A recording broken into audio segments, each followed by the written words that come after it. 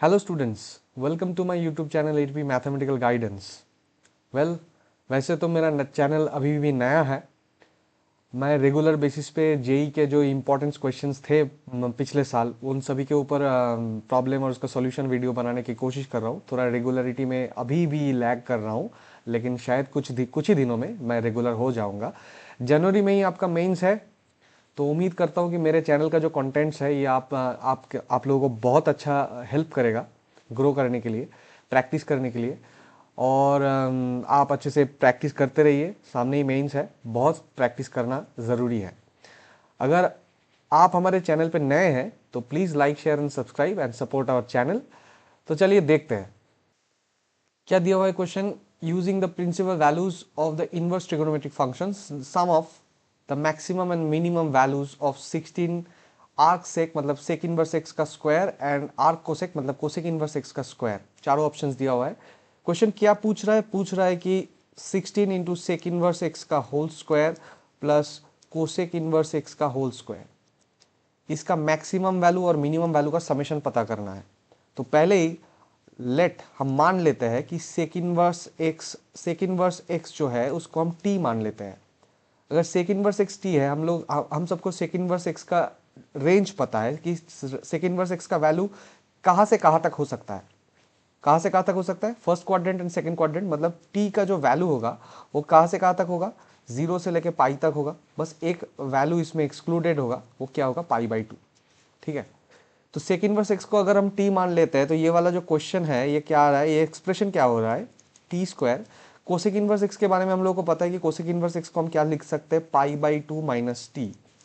तो पाई/2 minus T इसका whole square. बहुत अच्छा। तो यहाँ पे क्या आ रहा है? 16 इंटू मैक्सिमम वैल्यू और मिनिमम वैल्यू फाइंड आउट करना है।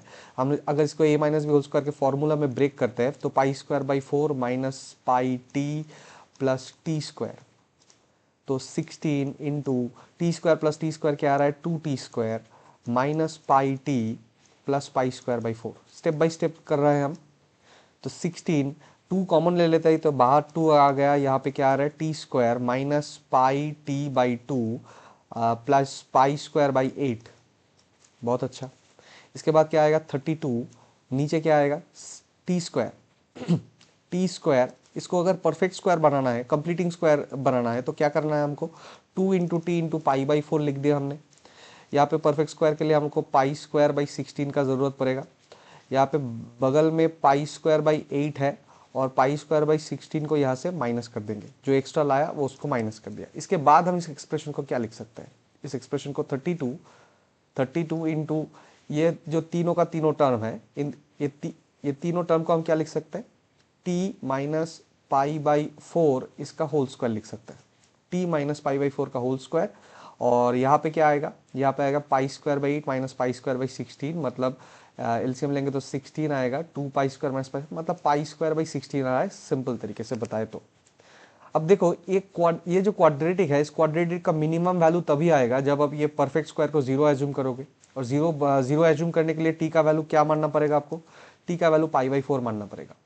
तो टी का वैल्यू पाई/4 हमारा ये जो रेंज है, ये टी का जो डोमेन है, आप कुछ भी कह सकते हो, तो उसके उसी में है। तो टी का वैल्यू पाई/4 लेने से ये पूरा का पूरा क्वांटिटी 0 आ रहा है।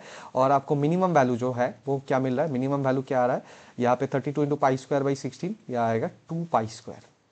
अब क्वेश्चन यही हो गया कि इसका मैक्सिमम वैल्यू कैसे फाइंड आउट करें। वैसे तो क्वाड्रेटिक का मैक्सिमम वैल्यू इस तरीके का क्वाड्रेटिक का मैक्सिमम वैल्यू नहीं होगा, क्योंकि यहाँ पे टी का कोफिशिएंट पॉजिटिव है, t² का कोफिशिएंट पॉजिटिव है, तो मैक्सिमम वैल्यू क्वाड्रेटिक का नहीं होता है। लेकिन एक सर्टेन डोमेन पे आपको टी का आपको यहाँ पे इस एक्सप्रेशन का मैक्सिमम वैल्यू मिल सकता है, क्योंकि यहाँ पे टी का जो डोमेन है वो सर्टेन है।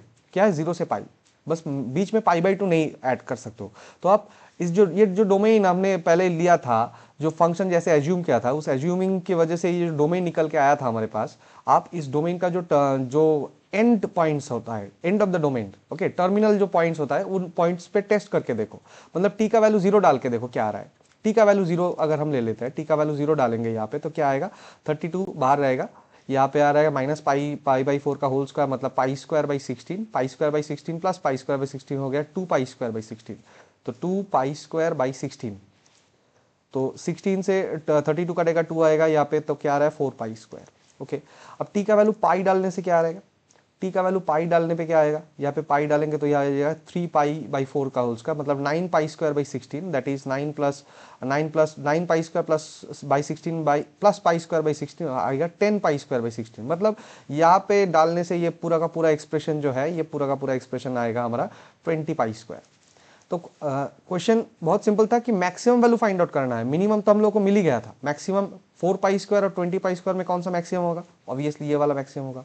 क्वेश्चन में क्या पूछा था, मैक्सिमम वैल्यू और मिनिमम वैल्यू का समेशन, तो 20 पाई² प्लस 2 पाई² मिलकर क्या आ रहा है हमारा 22 pi. Option 4 is the correct answer.